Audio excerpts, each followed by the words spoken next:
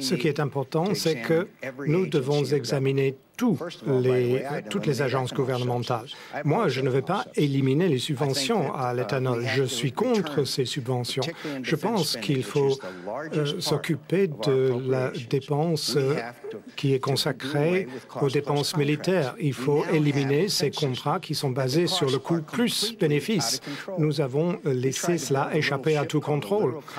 On a essayé de faire un petit navire qui devait coûter 140 millions de dollars. En fait, le coût final était de 400 millions et le navire n'est toujours pas là.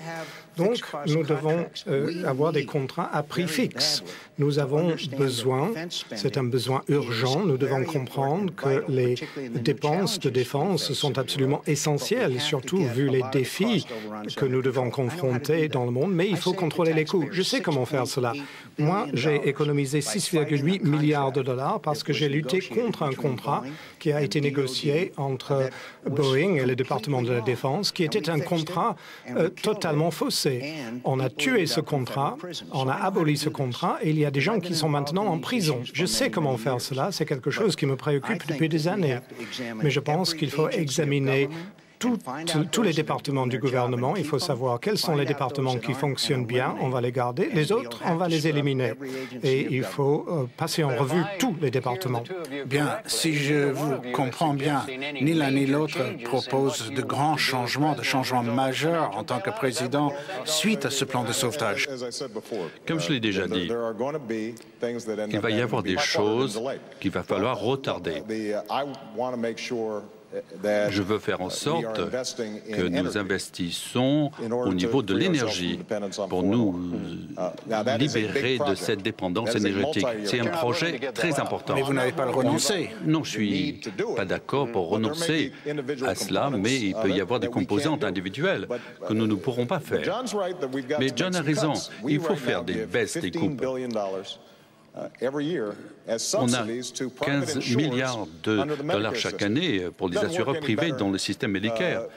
Ça ne marche pas mieux grâce à ces systèmes, et seulement ils écrèment 15 milliards de dollars. C'est un petit cadeau qu'on leur fait, parce que les gens qui mettent pression, les lobbyistes, peuvent faire en sorte qu'ils peuvent garantir ce qui marche dans ce système.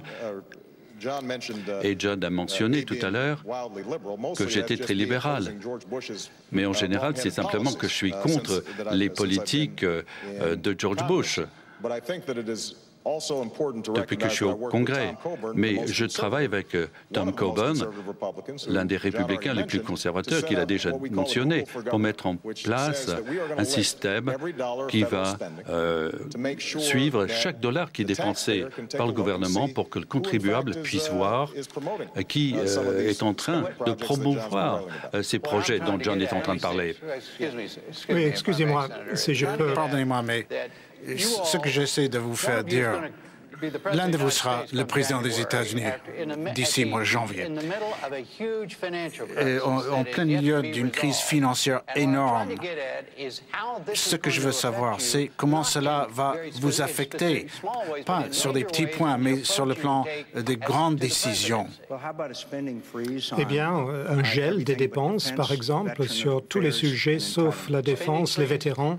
Un gel, oui, je pense qu'il faut l'envisager, avec l'exception des vétérans, la défense nationale et puis quelques autres choses essentielles. Le problème de ces gels, c'est que là, vous avez une hache, là où il faut un scalpel. Et il y a des programmes qui sont très importants, qui n'ont pas assez d'argent. L'éducation des tout-petits, par exemple. L'idée de geler cela, lorsqu'il y a cette subvention de Medicare, ça n'a aucun sens. Autre chose où je voudrais faire des économies, on dépense des milliards de dollars tous les mois en Irak. Il me semble que si on va être fort à la maison et à l'étranger, il faut arrêter cette guerre. Nous envoyons 700 milliards de dollars à l'étranger, dans des pays qui ne nous aiment pas beaucoup. Et cet argent, pour une partie, finit entre les mains des terroristes. Nous devons bien sûr faire des économies d'énergie, mais il faut aussi faire des forages offshore et il faut promouvoir l'énergie nucléaire. Le sénateur Obama est contre le stockage et le retraitement des déchets nucléaires. Mais le fait est que nous pouvons créer 700 000 emplois simplement en construisant 45 nouveaux centrales nucléaires d'ici 2030. L'énergie nucléaire n'est pas simplement importante pour diminuer notre dépendance vis-à-vis du pétrole étranger, mais aussi pour le problème du climat. L'enjeu qui me concerne depuis de longues années, je suis très fier de ce que j'ai fait là avec le sénateur Clinton. Bon, avant de passer à un autre thème, je vais vous reposer la question, je vais le rephraser. Est-ce que vous êtes d'accord pour reconnaître que cette crise financière va avoir un impact sur votre façon de diriger le pays en tant que président, affectant vos priorités? Ça ne fait aucun doute. Ceci va avoir un impact sur nos budgets. Ça ne fait aucun doute. Même si on retrouve les 700 milliards de dollars, si finalement les contribuables reçoivent à nouveau, récupèrent ces 700 milliards.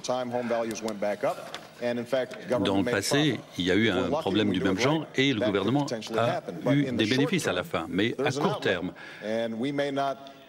On ne va pas voir cet argent pendant quelque temps peut-être, et à cause du ralentissement de l'économie, je pense qu'on peut s'attendre à moins de revenus fiscaux. Donc, en tant que président, je serai obligé de faire des décisions difficiles. Et ce que je veux dire, c'est la chose suivante, c'est qu'afin de prendre ces décisions, il faut savoir quelles sont nos valeurs, pourquoi nous luttons, quelles sont nos priorités.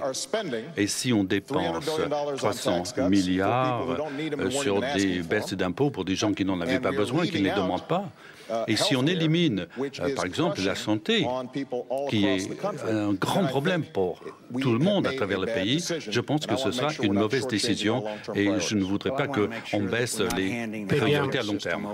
Moi, je ne veux pas donner au gouvernement fédéral la responsabilité pour le système de soins de santé. C'est ça qui arriverait avec le plan du sénateur Obama. Pour moi, ce sont les familles qui devaient prendre les décisions. C'est entre la famille et le médecin.